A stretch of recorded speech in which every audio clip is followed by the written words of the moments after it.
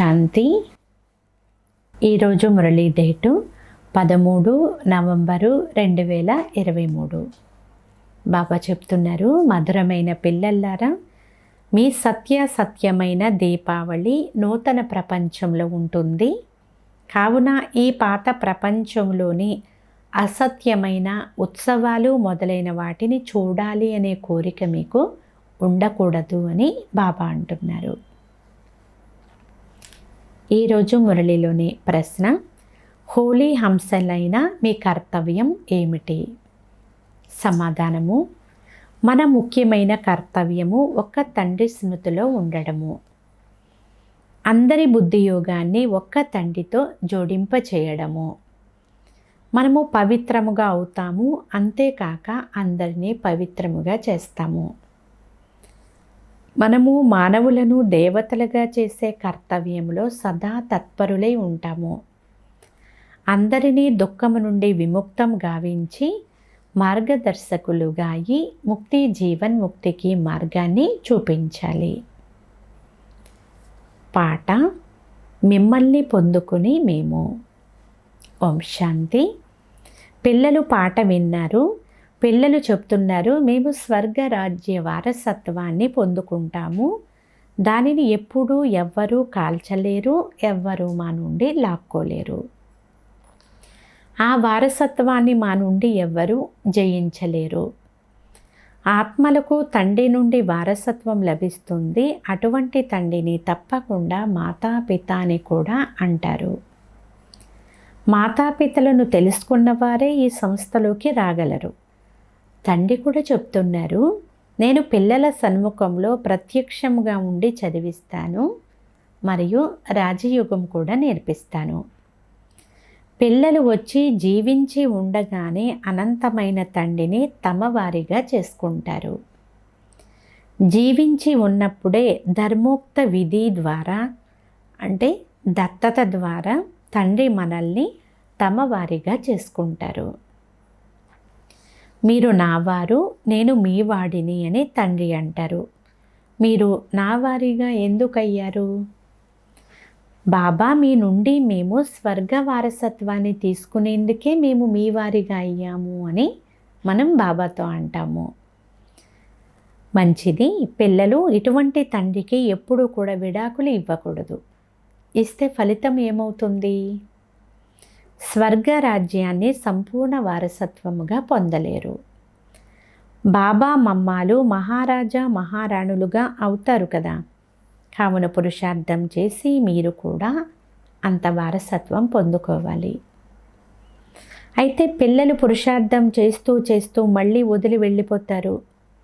ఇచ్చట నుండి వెళ్ళిపోయి వికారాలలో చిక్కుకుపోతారు, లేక నరకంలో పడిపోతారు. నరకాన్ని హెల్ అని, స్వర్గాన్ని హెవెన్ అని అంటారు. మనము సదా కొరకు స్వర్గ యజమానిగా అయ్యేందుకు తండ్రిని మనవారిగా చేసుకుంటాము. ఎందుకంటే ఇప్పుడు మేము నరకములో ఉన్నాము అని పిల్లలు అంటారు.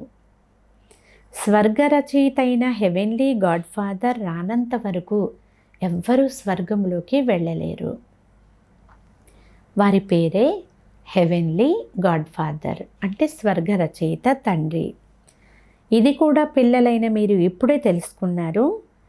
తండ్రి చెప్తున్నారు, పిల్లలు తండ్రి నుండి తప్పకుండా వారసత్వం పొందేందుకు 5000 సంవత్సరాల క్రితం వలె ఇప్పుడు మనం తండ్రి వద్దకు వచ్చాము. అయినా నడుస్తూ నడుస్తూ మాయ యొక్క తుఫాను పూర్తిగా నాశనం చేసేస్తుంది. మళ్ళీ చదువును వదిలేస్తారు, అనగా మరణిస్తారు. ఈశ్వరుని వారిగా ఈ చేతిని వదిలేసినట్లయితే నూతన ప్రపంచం నుండి మరణించి మళ్ళీ పాత ప్రపంచంలోకి వెళ్ళిపోతారు. హెవెన్లీ గాడ్ ఫాదరే నరక దుఃఖము నుండి విముక్తి గావించి మార్గదర్శకులుగా అయి మధురమైన నిశ్శబ్ద ప్రపంచంలోకి తీసుకుని వెళ్తారు. ఆత్మలమైన మనమంతా కూడా అక్కడి నుండే కదా వచ్చాము. మళ్ళీ మనకు మధురమైన స్వర్గ రాజధానిని బాబా ఇస్తారు. రెండింటిని అనగా గతి సద్గతులను ఇచ్చేందుకే తండ్రి ఇక్కడకు వస్తారు. సత్యయుగాన్ని సుఖధామము అని, కలియుగాన్ని దుఃఖధామము అని అంటారు. ఆత్మలమైన మనం ఎక్కడి నుండి వస్తామో అది శాంతిధామము. ఈ తండ్రియే భవిష్యత్తుకు శాంతిదాత, సుఖదాత. ఈ అశాంతి దేశము నుండి మొదట శాంతి దేశంలోకి వెళ్తాము. దానిని మధురమైన నిశ్శబ్దమైన ఇల్లు అని అంటారు. స్వీట్ సైలెన్స్ హోమ్ అని అంటారు. మనము అక్కడే నివసించేవారము. అది మన యొక్క స్వీట్ హోమ్. ఇప్పుడు ఏ జ్ఞానం చదువుకుంటున్నామో దాని ద్వారా మాకు స్వర్గ రాజధాని లభిస్తుంది అని ఆత్మ అంటుంది. తండ్రి పేరే heavenly God father, liberator, guide, జ్ఞానసాగరులు, ఆనంద సాగరులు, అంతేకాదు దయాసాగరులు కూడా. అందరిపైన దయ చూపిస్తారు, తత్వాలపైన కూడా దయ చూపిస్తారు. అందరూ దుఃఖము నుండి విడుదల అయిపోతారు. దుఃఖమైతే జంతువులు మొదలైన వాటికి కూడా ఉంటుంది కదా. ఎవరినైనా కొడితే లేక చంపితే దుఃఖం కలుగుతుంది కదా. తండ్రి చెప్తున్నారు, మానవులను మాత్రమే కాక అందరినీ దుఃఖము నుండి విడుదల చేస్తాను. అయితే జంతువులను నేను తీసుకుని వెళ్ళను. ఇది కేవలం మనుష్యుల విషయం మాత్రమే. ఇటువంటి అనంతమైన తండ్రి వారు ఒక్కరే. మిగిలిన వారందరూ దుర్గతిలోకి తీసుకుని వెళ్తారు. అనంతమైన తండ్రి ఒక్కరే స్వర్గము లేక ముక్తిధామాన్ని బహుమతిగా ఇచ్చేవారు అని పిల్లలు ఇప్పుడు తెలుసుకున్నారు. వారసత్వమును ఇస్తారు కదా. అత్యంత ఉన్నతమైన వారు ఆ తండ్రి ఒక్కరు మాత్రమే. భక్తులందరూ కూడా భగవంతుడైన ఆ తండ్రిని స్మృతి చేస్తారు. క్రైస్తవులు కూడా గాడ్ను స్మృతి చేస్తారు. హెవెన్లీ గాడ్ ఫాదర్ శివుడు. వారే జ్ఞానసాగరులు, ఆనందసాగరులు. దీని అర్థం పిల్లలైన మీకు తెలుసు. మీలో కూడా నెంబర్ వారీగా ఉన్నారు. కొంతమందిని ఎంతగా జ్ఞానంతో శృంగారం చేసినా మళ్ళీ వికారాలలో పడి మురికి ప్రపంచాన్నే చూస్తూ ఉంటారు. చాలామంది పిల్లలు దీపావళి ఉత్సవాన్ని చూసేందుకు వెళ్తారు. వాస్తవానికి పిల్లలైన మనము ఈ అసత్యమైన దీపావళిని చూడరాదు. అయితే ఈ జ్ఞానం లేదు అనుకోండి, చూడాలనే అనిపిస్తుంది. మీ దీపావళి సత్యయుగంలో ఉంటుంది. అప్పుడు మీరు పవిత్రముగా ఉంటారు. స్వీట్ హోమ్ లేక స్వీట్ హెవెన్లోకి తీసుకుని వెళ్ళేందుకు తండ్రి వస్తారు అని ఇప్పుడు పిల్లలే అర్థం చేయించాలి. ఎవరైతే బాగా చదువుకుంటారో, ఎవరైతే బాగా ధారణ చేస్తారో వారే స్వర్గ రాజ్యములోకి వస్తారు. అయితే అదృష్టం కూడా ఉండాలి కదా స్వర్గ రాజ్యంలో రావాలంటే. శ్రీమతమును అనుసరించలేదు అనుకోండి, శ్రేష్టముగా అవ్వరు. ఇది శ్రీ శివ భగవాను వాచ. ఎంతవరకు మానవులకు తండ్రి యొక్క పరిచయం లభించదో అంతవరకు భక్తి చేస్తూనే ఉంటారు. ఎప్పుడైతే నిశ్చయం పక్కాగా అయిపోతుందో అప్పుడు తమంతట తామే భక్తిని వదిలేస్తారు. మీరు అపవిత్రులు. గాడ్ ఫాదర్ సూచనను అనుసరించి అందరినీ పవిత్రముగా చేస్తారు. వారు కేవలం హిందువులను లేక ముసల్మానులను క్రైస్తవులుగా చేస్తారు. మీరు అసురీ మానవులను పవిత్రులుగా చేస్తారు. పవిత్రముగా అయినప్పుడే మీరు స్వర్గములోకి, స్వీట్ హోములోకి వెళ్ళగలరు. మీరు ఇప్పుడు ఒక్క తండ్రిని తప్ప మరెవ్వరిని స్మృతి చెయ్యరు. None but one. ఒక్క తండ్రి ద్వారానే మనకు వారసత్వం లభిస్తుంది. కావున తప్పకుండా ఆ తండ్రినే స్మృతి చేస్తారు. మీరు పవిత్రముగా అయి ఇతరులను పవిత్రముగా తయారు చేసే సహాయం చేస్తారు. ఆ నన్స్ అంటే క్రైస్తవులలో వివాహం చేసుకొని మహిళా సేవాదారులు. ఈ నన్స్ ఎవరిని పవిత్రముగా చెయ్యరు, లేక తమ సమానం నన్స్గా కూడా చెయ్యరు. కేవలం హిందువులను క్రైస్తవులుగా చేస్తారు. హోలీ నన్స్ అయిన మీరు పవిత్రంగా చేయడమే కాక ఆత్మలందరి బుద్ధి యోగాన్ని ఒక్క గాడ్ ఫాదర్తో జోడింపచేస్తారు.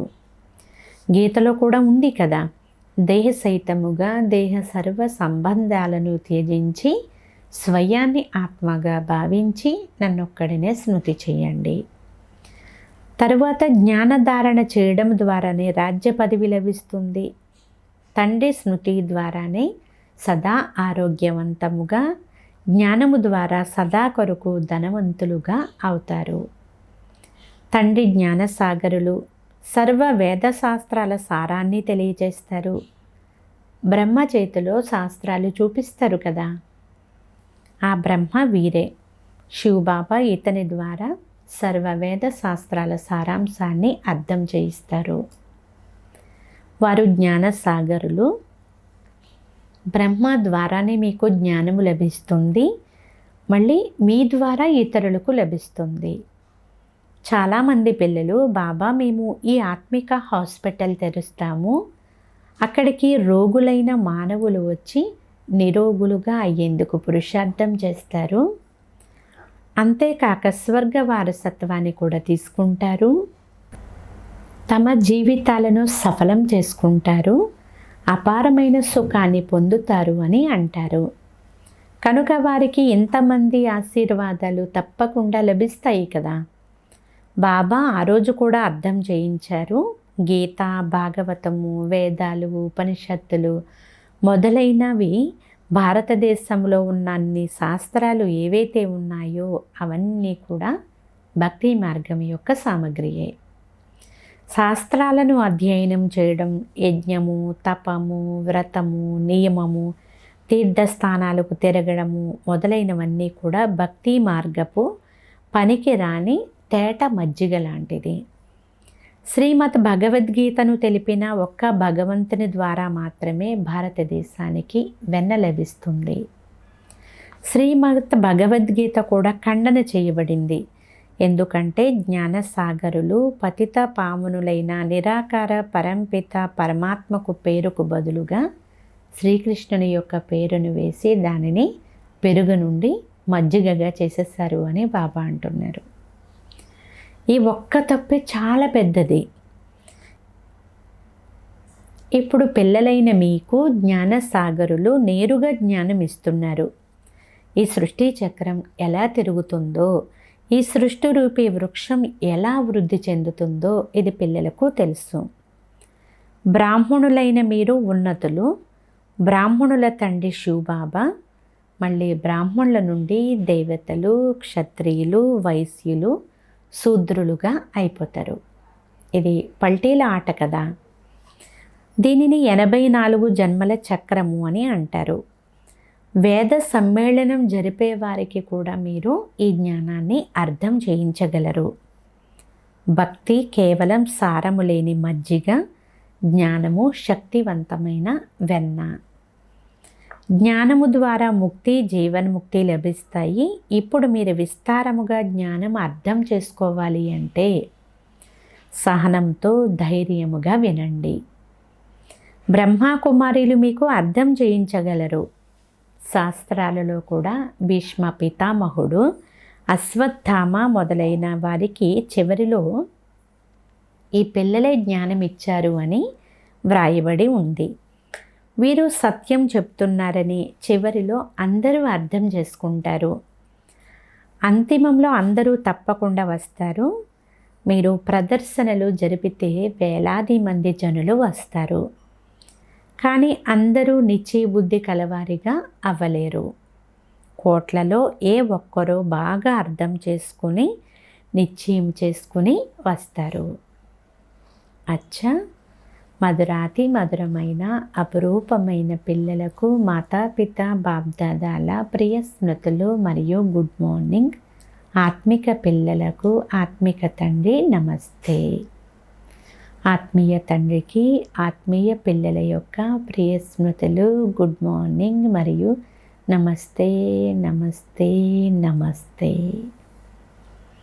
ధారణ కొరకు ముఖ్య సారము. ఫస్ట్ పాయింట్, పవిత్రముగా అయి మీ సమానముగా ఇతరులను కూడా పవిత్రముగా తయారు చేయాలి. ఒక్క తండ్రిని తప్ప మరెవ్వరిని స్మృతి చేయకూడదు. సెకండ్ పాయింట్, అనేక ఆత్మల ఆశీస్సులను తీసుకునేందుకు ఆత్మిక హాస్పిటల్ను తెరవండి. అందరికీ గతి సద్గతుల యొక్క మార్గాన్ని తెలియచేయాలి. ఈరోజు వరదానము, బ్రహ్మా బాబాను అనుసరించి ఫస్ట్ గ్రేడులో వచ్చే సమాన్ భవ.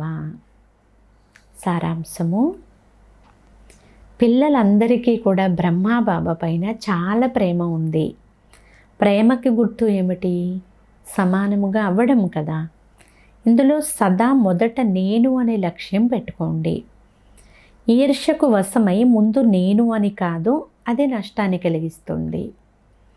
కానీ తండ్రిని అనుసరించడంలో మాత్రం ముందు నేను అని చెప్పారు మరియు చేశారు. అంటే ఫస్ట్తో పాటు మీరు కూడా ఫస్ట్గా అయిపోతారు. అంటే బ్రహ్మాబాబాతో పాటు మీరు కూడా ఫస్ట్ క్లాస్గా అయిపోతారు. ఎలాగైతే బ్రహ్మాబాబా నెంబర్ 1 అయ్యారో అలా వారిని అనుసరించేవారు కూడా నెంబర్ 1గా అవ్వాలి అనే లక్ష్యం పెట్టుకోండి. ఎవరు ముందు చేస్తారో వారే అర్జునుడు. ఫస్టులో వచ్చేందుకు అందరికీ అవకాశం ఉంది. ఫస్ట్ గ్రేడు బేహద్దులో ఉంది. ఎంతమంది అయినా రావచ్చు, దానికి పరిమితి అనేది లేనే లేదు అని బాబా అంటున్నారు. స్లోగన్, సఫలతామూర్తులుగా అవ్వాలి అంటే స్వసేవ మరియు ఇతరుల సేవ జతలో చేస్తూ ఉండండి. మాతేశ్వరి గారి మహావాక్యాలు. ఈ ఈశ్వరీయ సత్సంగము సాధారణమైన సత్సంగము కాదు. మన ఈ ఈశ్వరీయ సత్సంగము సాధారణమైనది కాదు. ఇది ఈశ్వరీయ పాఠశాల, ఈశ్వరీయ కాలేజ్. ఈ కాలేజీలో స్వయం రెగ్యులర్గా చదవాలి, అధ్యయనం చేయాలి. మిగిలిన వేరే సత్సంగాలలో కేవలం సత్సంగం చేస్తారు, కొంతసేపు వింటారు, ఆ తర్వాత ఎలా ఉండేవారు అలాగే అయిపోతారు. ఎందుకంటే అక్కడ ఏదైనా ప్రాలబ్ధం లభించేందుకు రెగ్యులర్గా ఏ చదువు లభించదు కదా. కనుక మన సత్సంగము సాధారణమైన సత్సంగం అయితే కాదు. మన కాలేజీ స్వయం పరమాత్ముడే కూర్చుని చదివించే ఈశ్వరీయ కాలేజ్. ఈ చదువును మనం పూర్తిగా ధారణ చేసి ఉన్నతమైన పదవిని ప్రాప్తి చేసుకుంటాము. ఎలాగైతే పాఠశాలలో, కాలేజీలో టీచరు విద్యార్థులను చదివించే డిగ్రీని ఇస్తారో అలా ఇక్కడ కూడా స్వయం పరమాత్మ గురువు, తండ్రి, టీచరు రూపంలో మనల్ని చదివించి సర్వోత్తమమైన దేవీ దేవతా పదవిని ప్రాప్తి చేయిస్తారు. అందుకు ఈ పాఠశాలలో చేరడం తప్పనిసరి. ఇక్కడకు వచ్చేవారు ఈ జ్ఞానాన్ని తప్పకుండా అర్థం చేసుకోవాలి. ఇక్కడ ఏ శిక్షణ లభిస్తుంది? ఈ శిక్షణ తీసుకున్నందువలన మనకి ఏ ప్రాప్తి కలుగుతుంది? స్వయం పరమాత్మయే వచ్చి డిగ్రీ పాస్ చేయిస్తారని, ఒకే జన్మలో మొత్తం కోర్సు అంతా పూర్తి చెయ్యాలి అని మనం తెలుసుకున్నాము. కనుక ఎవరైతే ప్రారంభం నుండి అంతిమం వరకు పూర్తి కోర్సునంతా తీసుకుంటారో వారు ఫుల్గా పాస్ అయిపోతారు. అయితే ఎవరైతే కోర్సు మధ్యలో వస్తారో వారు జ్ఞానాన్ని అంతగా తీసుకోలేరు కదా. ఎందుకంటే వారు రాకముందు ఏ కోర్సు జరిగిపోయిందో వారికి ఏం తెలుసు. అందువలన ఇక్కడ రెగ్యులర్గా చదవాలి. ఈ జ్ఞానాన్ని తెలుసుకున్నందువలన చాలా ముందుకు వెళ్ళగలుగుతారు. అందువలన రెగ్యులర్గా అధ్యయనం చెయ్యాలి. సెకండ్ పాయింట్, పరమాత్ముని సత్యమైన పుత్రునుగా అయ్యి ఏ సంశయములోకి రాకూడదు. స్వయం పరమాత్మయే సృష్టిపైన అవతరించినప్పుడు ఆ పరమాత్మకు మనం పక్కాగా మన చేతిని ఇవ్వాలి. కానీ పక్కా సత్యమైన పుత్రుడే బాబాకు తన చేతిని ఇవ్వగలుగుతాడు. ఈ తండ్రి చేతిని ఎప్పుడూ వదలకూడదు. ఒకవేళ వదిలితే మళ్ళీ అనాథులుగా అయ్యి ఎక్కడికి వెళ్తారు? పరమాత్మ చేతిని పట్టుకున్న తరువాత సూక్ష్మంగా కూడా వారి చేతిని మళ్ళీ వదిలేయాలి అనే సంకల్పం అయితే రాకూడదు. లేక మేము దాటుకుంటామా లేదా అనే సంశయం కూడా ఉండకూడదు. తండ్రిని గుర్తించని కారణముగా తండ్రిని కూడా ఎదిరించి మాకు ఎవరైనా లక్ష్యం లేదు అనే పిల్లలు కూడా చాలామంది ఉన్నారు. ఇటువంటి సంకల్పాలు వచ్చాయి అంటే అటువంటి అనర్హులైన పిల్లలను అసలు తండ్రి ఎలా సంభాళిస్తారు? అటువంటి వారు తప్పకుండా క్రింద పడనే పడిపోతారు. ఎందుకంటే క్రింద పడేసేందుకు మాయ చాలా ప్రయత్నం చేస్తుంది. ఎంతవరకు ఈ యోధుడు పహల్వానిగా అయిన రుస్తుముగా ఉన్నాడని మాయ పరీక్ష కూడా పెడుతుంది. ప్రభువు తోడు ద్వారా మనం ఎంతెంత రుస్తుముగా అవుతూ ఉంటామో మాయ కూడా అంతంత రుస్తుముగా అయి మనల్ని క్రింద పడవేయడానికి దాని ప్రయత్నం అది చేస్తూనే ఉంటుంది. ప్రభువు ఎంత బలవంతుడో మాయ కూడా అంత బలవంతునిగా అవుతుంది, సమవుజ్జిగా అయిపోతుంది. అయితే పరమాత్మయే మహాబలవంతుడు అని, చివరికి వారే జయిస్తారు అని మనకు పక్కా నిశ్చయం ఉంది. శ్వాస శ్వాసలో ఈ విశ్వాసంలో స్థితమవ్వాలి. మాయ తన బలాన్ని చూపిస్తుంది, అది ప్రభువు ముందు తన బలహీనతను చూపించదు. ఒక్కసారి బలహీనముగా అయినా సమాప్తమైపోతుంది. అందువలన భలే మాయ తన శక్తిని చూపించినా మనము మాయాపతి చేతిని వదిలేయరాదు. ఎవరైతే ఆ చేతిని పూర్తిగా పట్టుకుంటారో విజయం మాత్రం వారిదేనేది మీరు తెలుసుకోండి. పరమాత్మ మన యజమానిగా అయినందువలన వారి చేతిని వదలాలి అనే సంకల్పం కూడా రాకూడదు. పిల్లలు, నేను సమర్థుడను కనుక మీరు నా జతలో ఉంటూ మీరు తప్పకుండా సమర్థముగా అయిపోతారు. సమర్థుడైన బాబా యొక్క చేతిని పట్టుకున్నట్లయితే మనము కూడా సమర్థంగా అయిపోతాము. పిల్లలు, అర్థమైందా అని బాబా అడుగుతున్నారు. అచ్చా, ఓం శాంతి.